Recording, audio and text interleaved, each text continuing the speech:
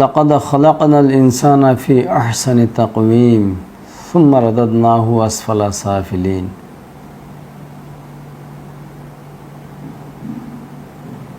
বিসমিল্লাহির রহমানির রহিম। সাব্বিহ ইসমা রাব্বিকাল আ'লা আল্লাযী খালাকা ফাসাওয়া ওয়াল্লাযী কদ্দারা ফা'আদা।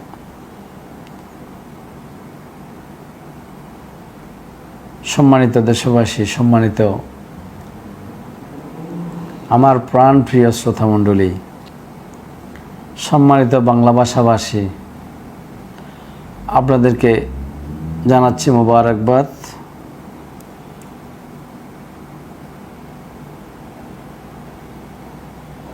আল্লাহ পাক সুবহানাহু ওয়া তাআলার প্রশংসা, শুকরিয়া, নবী করিম সাল্লাল্লাহু আলাইহি ওয়াসাল্লামের প্রতি দরুদ যেন আমাদের দৈনন্দিন জীবনের নিজেদেরকে পরিচ্ছন্ন করার অন্যতম হাতিয়ার হোক। আমি বিভিন্ন বিষয় নিয়ে ধারাবাহিকভাবে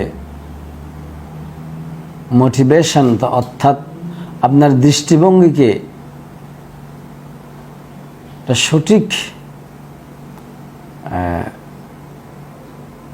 দিক নির্দেশনামূলক পথের দিকে ধাবিত করার জন্য পাশাপাশি আমি নিজেকে নিজের জ্ঞান চর্চা, নিজের লেখাপড়া, নিজের বুঝ পরামর্শকে মজবুত করার প্রয়াস হিসেবে এটা করে থাকি।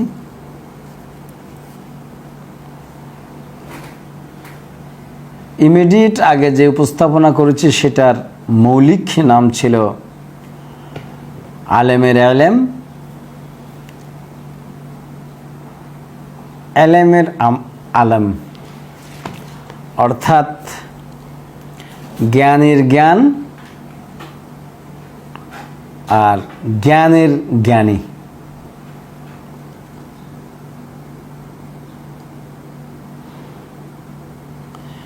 বিশেষ করে আমার আকর্ষণ হচ্ছে যে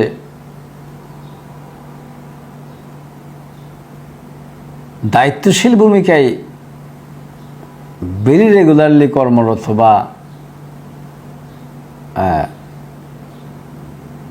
উৎসর্গিত সম্মানিত ইমাম খতিব, সম্মানিত শিক্ষক মহোদয়, সম্মানিত গৃহকর্তা, সম্মানিত সামাজিক কর্মকর্তা অর্থাৎ সমাজপতি যারা আছেন, আর পাশাপাশি বিভিন্ন দল, বিভিন্ন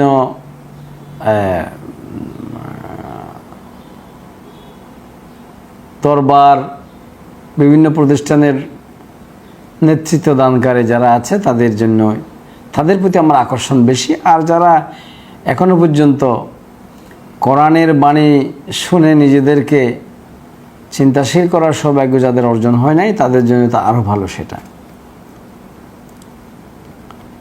এই ধারাবাহিকতায় বারংবার কয়েকটা কথা আমি রিপিট করে থাকি। তার মধ্যে একটা হচ্ছে যে 3 লক্ষ 3.5 লক্ষ মসজিদের যে মিম্বর, যে জুমার খুতবা, এটাকে যদি আমরা একটা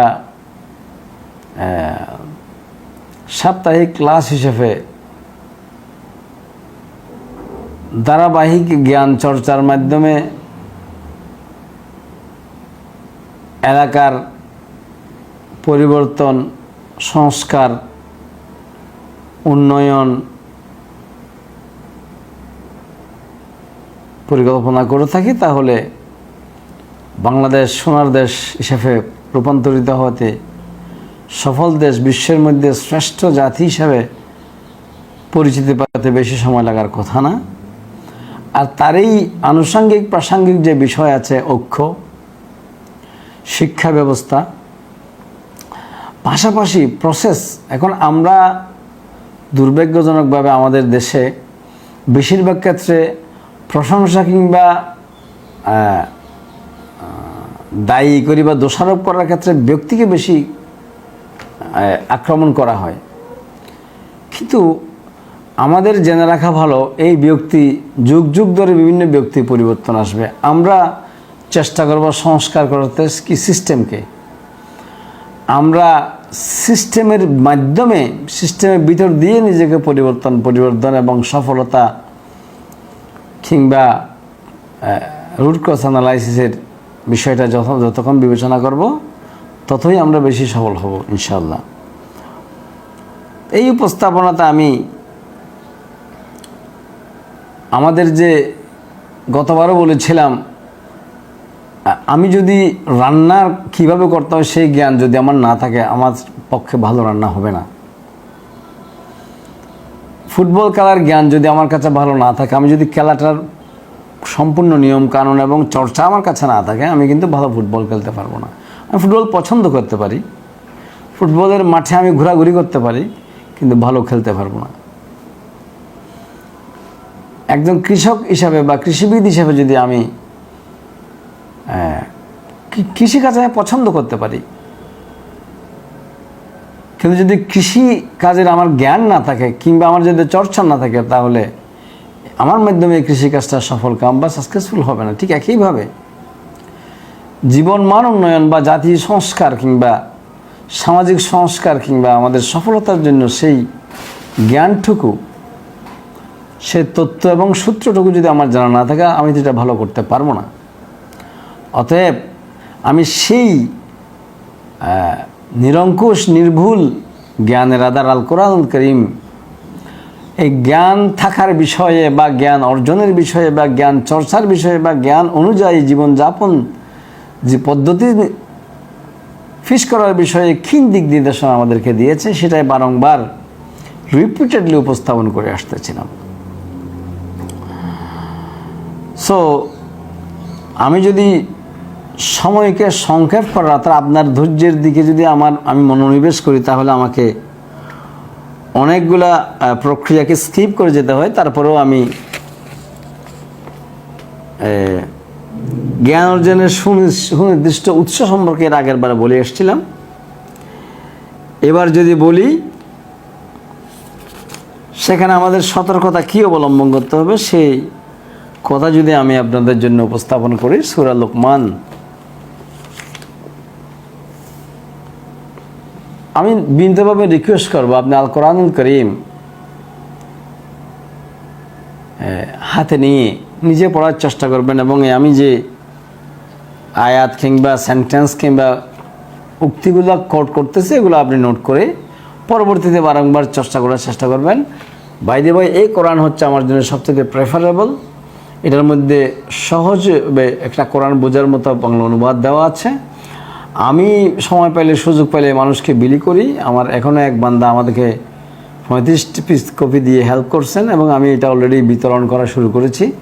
আপনি যদি মনে করেন যে আমার পক্ষ থেকে একটা হাদিয়া গ্রহণ করবেন, আপনি আমার সাথে যোগাযোগ করতে পারেন। আর আমার সাথে যোগাযোগ করার জন্য যদি আপনি আমাকে নাম্বার চাইলে, আমি নাম্বার আপনার সাথে শেয়ার করব ইনশাল্লাহ। আল্লাহ আমাদেরকে বুঝার তৌফিক দান করুক, আমিন। যাই হোক, সে জ্ঞানের উৎস এবং কোন জ্ঞানটা আমরা আমাদের জন্য ওয়েলকাম করব সে বিষয়ে আজকের প্রথম উপস্থাপনা। সেখানে সূরা আল লুকমানের 6 এবং 7 নম্বর সেন্টেন্স যদি আমি আপনাদের কিছু তেলাওয়াত করি, সেটা হচ্ছে কি, আউযু বিল্লাহি মিনাশ শাইতানির রাজীম, বিসমিল্লাহির রহমানির রহিম।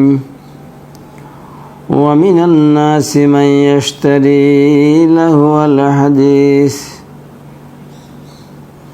লিয়ুদিল্লা আন সাবিলিল্লাহি বিগাইরি ইলমিন ওয়া ইয়াত্তাখিযাহা হুজুওয়া উলাইকা লাহুম আযাবুম মুহিন। ওয়া ইযা তুতলা আলাইহি আয়াতুনা ওয়াল্লা মুস্তাকবিরান কাআন লাম ইয়াসমা'হা কান্না ফি উযুনাইনি ওয়াকরান ফাবাশশিরহু বিআযাবিন আলীম। এটা সরল অর্থ হচ্ছে যে মানুষের মধ্যে এমন ব্যক্তি আছে যে অর্থহীন বেহুদা গল্প কাহিনী খরিদ করে। এটা আল্লাহর কথা, আমার কথা না। যাতে করে সে এই দিয়ে মানুষদের অজ্ঞতার ভিত্তিতে কোরআনে বর্ণিত জীবন বিধানের পথ থেকে দূরে সরিয়ে রাখতে পারে। শেখ হাসি বিদ্রুপ তামাশা হিসেবে কোরআনে বর্ণিত জীবনযাপনকে গ্রহণ করে। এরাই হচ্ছে সেই সব মানুষ যাদের জন্য অপমানকর শাস্তির ব্যবস্থা রয়েছে। যখন তার সামনে আমার আয়াতসমূহ, তার কোরআনের আয়াতসমূহ তেলাওয়াত করা হয়, তখন সে অহংকারের সহিত দম্ভ ভরে মুখ ফিরিয়ে নেয়। আমি অক্সফোর্ড ইউনিভার্সিটিতে পড়ছি, আমি আজহারে পড়ছি, বিভিন্নভাবে সে নিজের বড়ত্ব প্রকাশ করতে গিয়ে কোরআন অমান্য করছে, সে নিজেও হয়তো বুঝতে পারে না, সে আদৌ তা শুনতে পায়নি। তার কান দুটিতে যেন বধিরতা রয়েছে, তাকে তুমি কঠোর আযাবের সুসংবাদ দাও। আমি এই কথা বলছি, আমাদের জ্ঞানের উৎস, আমরা জ্ঞান কোন জায়গা থেকে অর্জন করব, সেই ক্ষেত্রে যেই সতর্কতাটা কোন আমাদের অবলম্বন করতে হবে, এখানে বলা আছে বেহুদা গল্প কাহিনী যদিও দেখতে শুনতে এটাকে ভালো উপদেশ মানে বা মনে হয়, বাট এখান থেকে আমরা জ্ঞান অর্জন বা চর্চা কোনোটাই কিন্তু আমাদের জন্য সঠিক হবে না। তখন আমরা সঠিক পথের পরিবর্তে অসঠিক পথে গিয়ে নিজের ক্ষতি নিজে করব। অতএব আমাদেরকে এখানে একটা সতর্কতা অবলম্বন করা প্রয়োজন। ঠিক একইভাবে সূরা আরাফের 1 এবং 3 নম্বর আয়াত, 1 থেকে 3 নম্বর আয়াতে বলা হচ্ছে যে আল্লাহ হুকুম করছেন যে তোমরা আল্লাহর পক্ষ থেকে যে কিতাব এসেছে, যে গাইডলাইন এসেছে, যে জীবন বিধান এসেছে, সেই কর্তৃপক্ষর পরিবর্তে অন্য কোনো কর্তৃপক্ষের বিভিন্ন জনের লেখা বইপত্র নিয়ে নিজেদের জীবন সাজানোর চেষ্টা করলে এটা হবে কি আলটিমেট উভয় জাহানের কামিয়াবি, যেটা বলি আমরা, পার্থিব সফলতা এবং অন্তিমকালের সফলতা দুটোটা আসবে না। হয়তো সাময়িকভাবে দুনিয়াকে সফল মনে করতে পারেন আপনি। অতএব আমাদের জ্ঞান চর্চার উৎস কী হবে সেটা আমাদেরকে সঠিক করে নিতে হবে। ঠিক একইভাবে এই সূরা আরাফের 52 নম্বর আয়াতে অত্যন্ত চমকপ্রদভাবে বলেছে যে আল্লাহর পক্ষ থেকে একটা আলোকবর্তিকা এসেছে। এখন আলোকবর্তিকা আমরা কেন ব্যবহার করি? আলোকবর্তিকা ব্যবহার করি আমরা পথ দেখার জন্য, সঠিক পথ খুঁজে পাওয়ার জন্য। অতএব সঠিক জীবনযাপনের পথ খুঁজে পাওয়ার জন্য আপনাদের আমার জন্য আলোকবর্তিকা হচ্ছে যে এই আল কোরআনুল কারীম, যেটা সুন্দর করে আপনার সূরা আরাফের 52 নম্বর আয়াতের মধ্যে অত্যন্ত চমকপ্রদ করে আল্লাহ ঘোষণা দিয়েছেন কি, ওয়ালাকাদ জিনাহুম বিকিতাবিন ফাসসালনাহু আলা ইলমিন হুদাও ওয়া রাহমাতুল লিকাওমিন ইউমিনুন। আমি তাদের কাছে এমন একটি কিতাব নিয়ে এসেছি যাকে আমি আমার বিশদ জ্ঞান দ্বারা বর্ণনা করেছি, যে সম্প্রদায়ের লোকেরা এর উপর আস্থা আনবে এই কিতাব তাদের জন্য হবে সঠিক জীবনযাপন পদ্ধতি ও পরিচ্ছন্নতার আধার এবং রহমত। অতএব আমরা কোন জায়গা থেকে আমাদের জ্ঞান বা জীবনযাপন পদ্ধতি গ্রহণ করব সেটা স্পষ্ট করে বলা আছে। আল্লাহ বলছে আমি তোমাদেরকে জন্য, আমি তোমাদের সৃষ্টি করেছি, আমি তোমাদের জীবনযাপনের পদ্ধতি কি হবে, কি হলে তুমি ভালো একটা সুন্দর জীবন উপহার পাবে, আমি এটা শিখিয়ে দিয়েছি। অতএব আমাদের প্রচলিত আলেম কিংবা এলেম যদি এইটার দ্বারা সাবিত না হয়, প্রুভড না হয়, তাহলে সেটা যতই সুন্দর চমকপ্রদ হোক না কেন আমাদের জন্য হেদায়েত বা সঠিক জীবনযাপন পদ্ধতির আধার হবে না। এবার আসেন জ্ঞান চর্চাতে আমরা স্বচ্ছতা অবলম্বন করতে হবে। এরপর আসলাম যে উৎসর ব্যাপারে আমাদের জীবন সতর্ক থাকতে হবে, আবার স্বচ্ছতা থাকতে হবে। সেই স্বচ্ছতা কীরকম? সূরা কাহাফের 1 নম্বর এবং সূরা কাহাফের 109 নম্বর 110 নম্বর আয়াতের মধ্যে আপনারা নিশ্চয়ই আগে শুনে আছেন যে কুল্লাউ কানাল বাহরু মিদাদাল লিকালিমাতি রাব্বি লানাফিদাল বাহরু ক্বাবলা আন তানফাদা কালিমাতু রাব্বি ওয়ালাউ জিনা বিমিসলিহি মাদাদা। সূরা কাহাফের শেষের দিকে আছে এবং প্রথম আয়াতটা হচ্ছে আল্লাহর পক্ষ থেকে, অর্থাৎ স্রষ্টার পক্ষ থেকে, রব্বুল আলামিনের পক্ষ থেকে, পালনকর্তার পক্ষ থেকে এমন এক জ্ঞানের আধার এসেছে যেখানে কোনো বক্রতা নাই, যেটা হচ্ছে পরিষ্কার আসমানি কিতাব। আর শেষের দিকে বলা হচ্ছে এটা এমন এক কিতাব, এমন এক বিশদ বর্ণনা, এইটা যদি এখন থেকে কিয়ামত পর্যন্ত কেউ চর্চা করে, এটার গূঢ়তত্ত্ব এবং তার সৌন্দর্য, তার মজবুতির, তার বিশালতা যদি সে চর্চা করে, পৃথিবীর সমস্ত পানি যদি একবার শেষ হয়ে আরেকবার খালি হিসাবে লেখা হয়, এটা শেষ হবে না, এই জ্ঞানের কথা লেখা শেষ হবে না। অতএব আমাদের উৎস যেন সেই সমৃদ্ধ কিতাব থেকে হয়, আমাদের স্বচ্ছতা যেন থাকে, আমরা যেন বিভিন্ন বই কিতাব ব্যক্তি বা মানুষের জ্ঞানের উৎস থেকে নিয়ে যেন আমরা মিক্স আপ করে না ফেলি, নিজেদেরকে যেন অসুবিধায় না ফেলে দিই।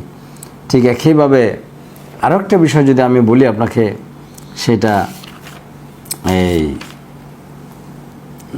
যে কথা আমি বলছি সূরা লোকমানের 27 নম্বর আয়াতে একই কথা বলা আছে, পৃথিবীর সমস্ত গাছকে যদি কলম বানানো হয়, এই আবার যদি কলম বানানো হয়, এগুলো সব দিয়ে যদি লেখা শুরু হয় সমুদ্রের পানি দিয়ে, তাহলেও এই জ্ঞানের উৎস যে এই বিশদ জ্ঞান দ্বারা সাজানো এই আল কোরআনের জ্ঞানের পরিধি শেষ হবে না। অতএব এত বিস্তৃত বিশাল জ্ঞানের উৎস এবং স্বচ্ছ জ্ঞানের উৎস থাকতে আমাদের অন্য কোথাও অন্য কোনো জ্ঞানের মাধ্যমে জীবন সাজানোটা এটা স্বয়ংসম্পূর্ণ হবে না। অতএব আমি কোন ধর্মের, আপনি কোন ধর্মের, কোন বর্ণের, বাংলা শিক্ষিত না আরবি শিক্ষিত, উচ্চশিক্ষিত না নিম্ন শিক্ষিত, কৃষক নাকি ইঞ্জিনিয়ার, ডাক্তার নাকি পেশাজীবী, মাছ ব্যাপারী নাকি রিক্সা চালক, এটা কোনো বিষয় না। This is not very important actually. Important হচ্ছে যে আপনার জ্ঞানের উৎসটা কোথায় থেকে, কোন উৎস থেকে আপনি জ্ঞান চর্চা করে, জ্ঞান অর্জন করে আপনার জীবন বিধান অর্থাৎ জীবনের পথ চলার বিষয়টাকে আপনি কোন উৎস থেকে পরিচালনা করতেছেন, দ্যাটস ভেরি ইম্পর্টেন্ট। এটা হতে পারে কৃষক, ডাজন্ট ম্যাটার, আপনার জীবনযাপন পদ্ধতি, আর আমি ডাক্তার, আমার জীবনযাপন পদ্ধতি বেশ আমাদের জ্ঞান চর্চার উৎস যদি আল কোরআন কারীম হয়। আচ্ছা, এবার আসি আমরা মধ্যখানে আবার একটা কথা বলতে হয়, ঐক্য অত্যন্ত ইম্পর্টেন্ট একটা জিনিস। এটা আল্লাহ পাক সুবহানাহু স্রষ্টা রব্বুল আলামিন বারংবার করে ঐক্যের ব্যাপারে সতর্কতা বলছে, তোমরা অনৈক্যতা সৃষ্টি করিও না, ঐক্যবদ্ধ হও। আর ঐক্যবদ্ধ হওয়ার জন্য তো অন্যতম সূত্র কি, আমাদের জ্ঞানের, আমাদের রুচির, আমাদের চাওয়া পাওয়া যখন একই রকম হবে তো আমরা অটোমেটিকলি ঐক্য হয়ে যাব। এখন আপনি হাজার প্রকার এই বিশদ জ্ঞানের আলোকবর্তিকা আল কোরআনের পরিবর্তে যদি আপনি হাজারো জ্ঞান চর্চার মাধ্যমে নিজেকে সমৃদ্ধ মনে করেন, তাহলে প্রত্যেকের মতবাদ আলাদা হবে, ফলে আমরা দুর্বল হয়ে যাব এবং আল্লাহর ঘোষিত শাস্তির আওতায় চলে আসবো। অতএব আমাদের ঐক্যমত অত্যন্ত ইম্পর্টেন্ট। সুসামঞ্জস্য, এখানে আমাদের জ্ঞানটা হতে হবে অত্যন্ত সুসামঞ্জস্য। সুসামঞ্জস্য মানে একটার সাথে একটা যেন গরমিল না হয়, সেই সুসামঞ্জস্য প্রত্যেকটা প্রশ্নের উত্তর এবং আপনার জিনিস পাওয়ার জন্য এখানে তিনটা বিষয়, আপাতত তিনটা আয়াতের রেফারেন্স আমি আপনাকে দেবো। একটা হচ্ছে সূরা আন-নিসা 82 নম্বর আয়াতে বলছে কি, এখানে এমন এক কিতাব, এখানে কোথাও কোনো তুমি গরমিল খুঁজে পাবে না। এখানে যে জ্ঞান বা যে জীবন বিধান বা যে লাইফস্টাইল থেকে শুরু করে যত কথা বলা আছে, এখানে কোনো গরমিল খুঁজে পাওয়া যাবে না। তাইলে কোনো গরমিল ছাড়া যদি কোনো জ্ঞানের উৎস থাকে, সেটা হচ্ছে আল কোরআনুল কারীম। এরপরে সূরা আলে ইমরানের মধ্যে বলছে যে এখানে কিছু আছে, দুই প্রকার আছে, একটা হচ্ছে ডাইরেক্ট হুকুম, আর একটা হচ্ছে যে রেফারেন্স কিছু দেওয়া আছে, মুতাশাবিহাত। আল্লাহ পরিষ্কার করে কিতাবের মধ্যে আছে, ওই যেগুলা উদাহরণ দেওয়া আছে এগুলো আপনার লাইফস্টাইলের জন্য এক্সাম্পল হিসাবে নিতে পারবেন, যে এগুলোকে বিশ্বাস করে ওখান থেকে শিক্ষা নিতে পারবেন, বাট এটার ব্যাখ্যা বিশ্লেষণ করার দরকার নেই। আর কিছু আছে ডাইরেক্ট হুকুম, এটা করো, এটা করো না, এটা নিও, এটা নিও না, এটা শোনো, এটা শোনো না, এটা খাও, এটা খেও না, এটা করো, এটা করো না, এমন কিছু ডাইরেক্ট হুকুম আছে, অর্থাৎ অর্ডার আছে আল্লাহর। সেগুলো যেন স্ট্রিক্টলি জেনে বুঝে অনুসরণ করা হয়, জীবন চর্চা করা হয়, তাহলে এটা হচ্ছে যে সামঞ্জস্যতা। এবার আসেন সূরা জুমার 30 নম্বর আয়াতে বলছে, এখানে এই কিতাবের মধ্যে প্রত্যেকটা কথা একটার সাথে একটা সামঞ্জস্যপূর্ণ। আপনি যেই কথাটা এক জায়গায় আছে, আপনি কোনো কারণে যদি সেটা বুঝতে না পারেন বা আরও বেশি বুঝতে চান, নিশ্চয়ই এটার একটা বিশ্লেষণ অথবা প্রেক্ষাপট, অনুষঙ্গ কোথাও না কোথাও দেওয়া আছে। এই জন্য আপনাকে আগাগোড়া কোরআনটা পড়ে, আবার সূচিপত্র আছে, সূচিপত্র অনুযায়ী আপনি পড়ে বুঝে যদি যান, তাহলে পাবেন যে আপনার এই জিনিসও আপনার সমাধান হয়ে যাবে। এবার আসেন ইতিহাস ইতিহাস সম্পর্কিত জ্ঞান, আপনি কোন ইতিহাসটা গ্রহণ করবেন বা ঐতিহাসিক মাধ্যমে শিক্ষা বা জ্ঞান অর্জন করার জন্য আপনার কাছে কী টুলস আছে? অত্যন্ত চমকপ্রদ উৎস দেওয়া আছে। প্রথম কথা হচ্ছে যে আল কোরআনুল কারীমের মধ্যে 100% সত্য যে ঘটনা, আল্লাহ কর্তৃক বর্ণিত ঘটনা আছে 100 এবং 1000। আরও ইম্পর্টেন্টলি এখানে 25 জন পয়গম্বর বা নবী রসুলের তাদের লাইফস্টাইলের বিভিন্ন জীবন সংশ্লিষ্ট জীবনের সাথে, আমাদের জীবনযাপনের সাথে সংশ্লিষ্ট হয় এমন অনেক ঘটনা এখানে বর্ণনা করা আছে। তা আমাদের প্রথম কথা হচ্ছে ওই ইতিহাস ওগুলি জেনে প্রথমে জানতে হবে, ওখান থেকে আমার জন্য প্রয়োজনীয় শিক্ষাটা আমার নিতে হবে। যেমন সূরা হুদের 120 নম্বর আয়াতে বলছেন যে আল্লাহ বলছে আমি তোমাকে অনেকগুলো নবী রাসূলের ঘটনা শোনাইছি, ওখান থেকে তুমি শিক্ষা গ্রহণ করার জন্য। আবার যারা শিক্ষা গ্রহণ করতে চায় তারা ওখান থেকে শিক্ষা গ্রহণ করতে পারবে। এরপরে সূরা নূরের 34 নম্বর আয়াতের মধ্যেও একই কথা বলা আছে, আগের নবীদের কাহিনী এই জন্য পড়ে শোনাচ্ছে যাতে সেখান থেকে শিক্ষা গ্রহণ করা যায়। আবার সূরা ইউসুফের মধ্যে বলছে যে যারা তার জীবন ঘনিষ্ঠ জীবন সংশ্লিষ্ট অনেকগুলা 100% অ্যাকিউরেট রেফারেন্স পেতে চায়, তাহলে সূরা ইউসুফ বা আর অনেকগুলো ঘটনা এখানে বলা আছে, সেখানে আমাদের জীবন সংশ্লিষ্ট অনেকগুলো জ্ঞান এই ইতিহাস থেকে জানা যাবে। এটা আমাদের অত্যন্ত প্রয়োজন। আমরা তার পরিবর্তে আল্লাহ কর্তৃক একদম সার্টিফাইড যেই ইতিহাস থেকে শিক্ষা গ্রহণ না করে যদি আমরা হাজারো ইতিহাস জানার জন্য সব ইতিহাস আপনি জানতে পারেন, কিন্তু মানার জন্য এইগুলো আমাদের জন্য সবচেয়ে ভেরি ইম্পর্টেন্ট একটা বিষয়।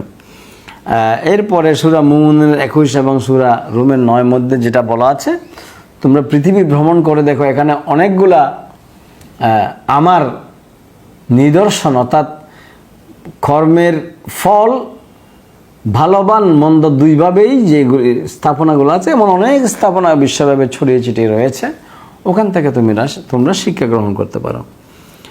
এইটা গেল একটা, সেটা সূরা হুদের 120, সূরা ইউসুফের 111, সূরা নূরের 14, 34, সূরা মুমিন 21 এবং সূরা রুম 9 মধ্যে আছে। এবার আসেন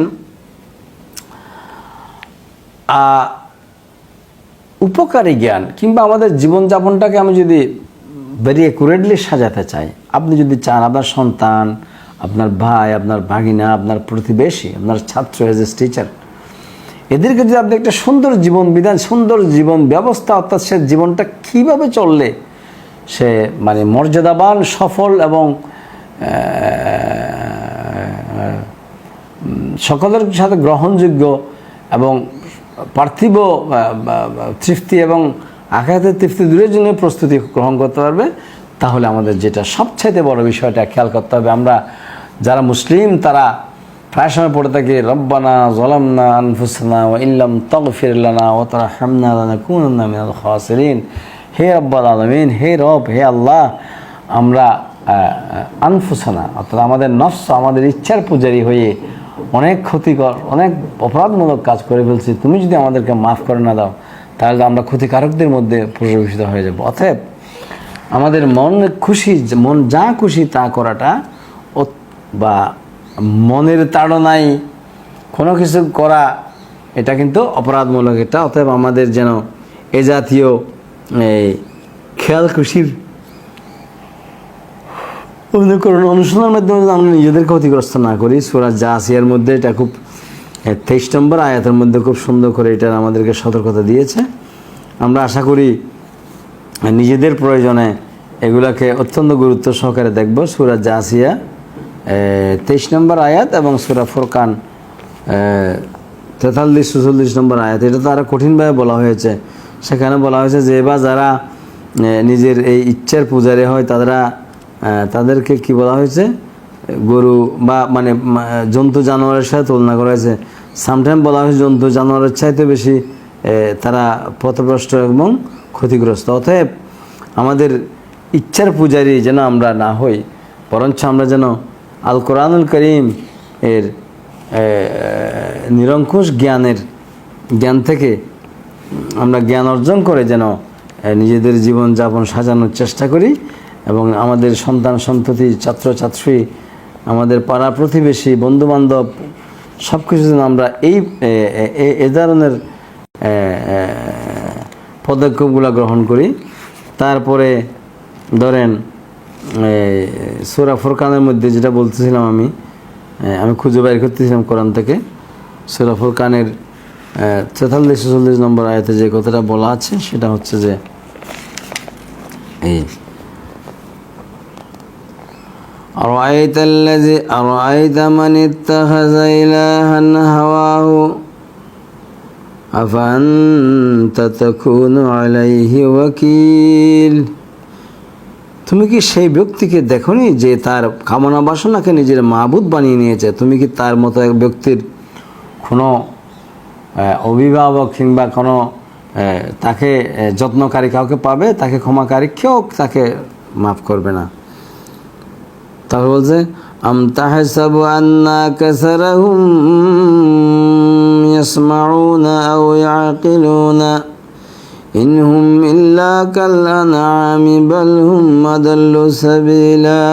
আর সত্যি মনে করো তাদের অধিকাংশ লোক তাদের কথা, তোমাদের কথা শুনে কিংবা বুঝে মর্ম বুঝে আসলে ওরা হচ্ছে পশুর মতো, বরং কোনো কোনো ক্ষেত্রে তারা পশুর চাইতেও বেশি পথভ্রষ্ট। অতএব আমরা যেন নিজেদের ইচ্ছা মাফিক ভালো করে না জেনে না বুঝে ইচ্ছার অনুসারে না হয়ে বরঞ্চ কোথায় সেটার সমাধান, সঠিক জীবনযাপন পদ্ধতি, কোথায় সেটার আইন, কোথায় সেটার নিয়ম আছে সেটা জেনে যেন আমরা সামনের দিকে আগাই। এরপরে আমাদের যে বিষয়টা অত্যন্ত গুরুত্বপূর্ণ সেটা হচ্ছে যে জ্ঞান চর্চা বা আমাদের পাশাপাশি জীবনযাপন পদ্ধতি খোঁজার জন্য জ্ঞান চর্চার পাশাপাশি আমাদের জ্ঞান অনুযায়ী জীবন চর্চা। আমরা একটা কথা শুনে আসি না, গ্রন্থগত বিদ্যার পরহস্ত দন নহে বিদ্যা নহে দন হলে প্রয়োজন। অর্থাৎ আমাদের অর্জিত বিদ্যা যেন আমাদের জীবনযাপনকে প্রভাবিত করে, সেটা বলা আছে সূরা সফের 2 এবং 3 নম্বর আয়াতে। আমাদের জীবনযাপন পদ্ধতিতে অর্থাৎ জীবন চর্চাতে যেন আমরা যেই জ্ঞান অর্জন করব, চর্চা করব, সেটা যেন আবার জীবন চর্চার অংশ হয়। অর্থাৎ প্র্যাকটিক্যালি যেন আমরা সেভাবে সেটা অনুসরণ করে জীবনযাপন পদ্ধতি চালাই। আদারওয়াইজ এটার কার্যকারিতা বা ঠিক হবে না। আমাদের কর্মপন্থা আমাদের জ্ঞান অনুযায়ী হতে হবে। এবং সেটার আরও যদি আমি একটু এলাবোরেটলি বলি তাহলে সেটা সূরা আরাফের 179 নম্বর আয়াতের মধ্যে, এর আগেরটা ছিল সূরা সফের 2-3 নম্বর আয়াতের মধ্যে কথা বলছিলাম। সূরা আরাফের 179 নম্বর আয়াতের মধ্যে যে কথা বলা আছে সেটা হচ্ছে যে সুবহানাল্লাহ, বহু সংখ্যক মানুষ ও জিন আছে যাদের আমি জাহান্নামের জন্য পয়দা করেছি। তাদের কাছে তাদের কাছে যদিও বুঝার মতো দিল আছে, কিন্তু তা দিয়ে তারা চিন্তা করে না। তাদের মতো দেখার মতো চোখ থাকলেও তারা তা দিয়ে সেটা সত্য দেখে না, আর শোনার মতো কান থাকলেও তারা সেটা দিয়ে সত্য কথা সঠিক জীবনযাপন পদ্ধতিতে শোনে না। আসলে তারা হচ্ছে জন্তু জানোয়ারের মতো, বরং কোনো কোনো ক্ষেত্রে তার চাইতেও বেশি পথভ্রষ্ট। সুতরাং সম্মানিত শ্রোতামণ্ডলী, সম্মানিত দেশবাসী, সম্মানিত বাংলা ভাষাভাষী লোকজন, আমাদের জীবনযাপন পদ্ধতি সঠিক করার জন্য আপনি যদি গৃহিণী হন, আপনাকে রান্না জানতে হবে, ঝাড়ু জানতে হবে, ঝাড়ু দেওয়া জানতে হবে, কাপড় কাচা জানতে হবে, বাচ্চাকে খানা খাওয়ানো জানতে হবে, বিছানা গোছানো জানতে হবে। যদি না জানেন আপনার ঘরটাকে তো আপনি গোছাতে পারবেন না, এটা এটার জ্ঞান। তারপরে ঠিক একইভাবে একজন কৃষক যদি তার কৃষিকাজের ব্যাপারে ভালো না জানে, সে তো ভালো কৃষি ফল উৎপাদন করতে পারবে না। অতএব আমরা সঠিক জীবনযাপন পদ্ধতি সম্পর্কে যদি আমরা সঠিকভাবে ভালোভাবে যদি বিশদভাবে না জানি, আমাদের জীবনটা, আমাদের সন্তান সন্ততির জীবন, আমাদের পরবর্তী আগত প্রজন্মের জীবন, কিংবা আমাদের প্রতিবেশীর জীবনযাপন, কিংবা আমি যদি শিক্ষক হয়ে আমার ছাত্রছাত্রীর জীবন পদ্ধতি, কিংবা আমি আমার সাথে থাকা বন্ধু মহলের জীবনযাপন পদ্ধতিতে প্রভাব বিস্তার করার সুযোগ তো পাবো না। আল্লাহ পাক সুবহানাহু ওয়া তাআলা আমাদেরকে সঠিক জ্ঞান অর্জন করে আলেমের আলেম বা আলেমের আলম, ভালো আলেম, ভালো জ্ঞান সম্পর্কিত আলেম বা জ্ঞানী হওয়া, অথবা এমন জ্ঞানী হওয়া যার কাছে ভালো জ্ঞান আছে, এমন হওয়ার তৌফিক দান করুক, আমিন। আসসালামু আলাইকুম ওয়া রাহমাতুল্লাহি ওয়া বারাকাতুহু।